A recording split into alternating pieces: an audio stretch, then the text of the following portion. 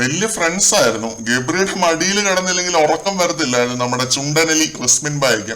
ആ രീതിയിൽ ഒരു റാപ്പ ഉണ്ടാക്കിയെടുത്ത രണ്ടുപേര് നിസ്സാരം ഒരു കാര്യത്തിന്റെ പേരിൽ അടി ഉണ്ടാക്കുന്ന കാഴ്ചയാണ് ഇപ്പോൾ ലൈവിൽ കണ്ടത്.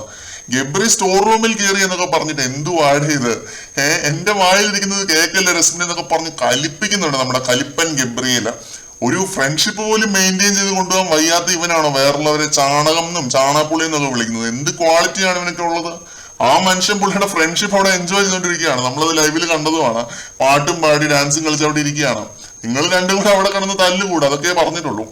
എനിക്കതേ പറയാനുള്ളൂ. പിന്നെ ഇത് ഇനി റസ്മിന്റെ കാര്യം പറയാനാണെങ്കിൽ മോർണിംഗ് ടാസ്കിൽ സായി ആണെന്ന് തോന്നുന്നു, ആരോ പറഞ്ഞൊരു പോയിന്റ് ആണ്, പൂമ്പാറ്റ പരാഗണം ചെയ്യുന്നത് പോലെയാണ് റസ്മിൻ. എല്ലാ സ്ഥലത്തും ഉണ്ട്, പക്ഷെ പ്രത്യേകിച്ച് ഒരു പ്രയോജനവും ഇല്ല. അങ്ങനെ ഒരാൾക്ക് ബിഗ് ബോസിന്റെ അകത്ത് അവിടെ ഉള്ളവരുടെ പ്രീതി പിടിച്ചു പറ്റി ക്യാപ്റ്റൻ ആവാൻ ചിലപ്പോൾ സാധിച്ചേക്കാം. പക്ഷെ ക്യാപ്റ്റൻ എനിക്ക് വില തരുമോ ഗൈസ്, എനിക്ക് കുറച്ച് വിലതായോ എന്ന് പറഞ്ഞ് വിലപിച്ച് നടക്കേണ്ടി വരും റസ്മിനെ പോലെ. അങ്ങനെ ഒരു ക്യാപ്റ്റനാണ് റസ്മിൻ. സ്റ്റോർ റൂമിൽ വേറുള്ളവർക്ക് കയറാൻ പാടില്ല എന്ന് ബിഗ് ബോസ് പറഞ്ഞു കേട്ടിട്ടില്ല. അപ്പൊ പിന്നെ എന്തിനായിരുന്നു ഇപ്പൊ ഈ ഒരു ബഹളം എന്നാണ് എനിക്ക് മനസ്സിലാവാത്തത്.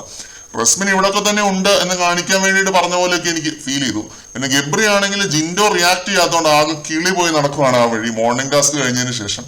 ഇത്രയുമായിരുന്നു ലൈവ് അപ്ഡേറ്റുകൾ. റെബ്രി കോംബോ അടിച്ച് പിരിഞ്ഞു, അതാണ് മെയിൻ അപ്ഡേറ്റ്.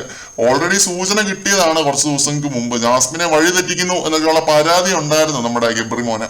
അപ്പൊ അതിന് ആ കാര്യത്തിലൊരു തീരുമാനമായി. കൂടുതൽ ലൈവ് അപ്ഡേറ്റുകളുമായിട്ട് വീണ്ടും കാണാം.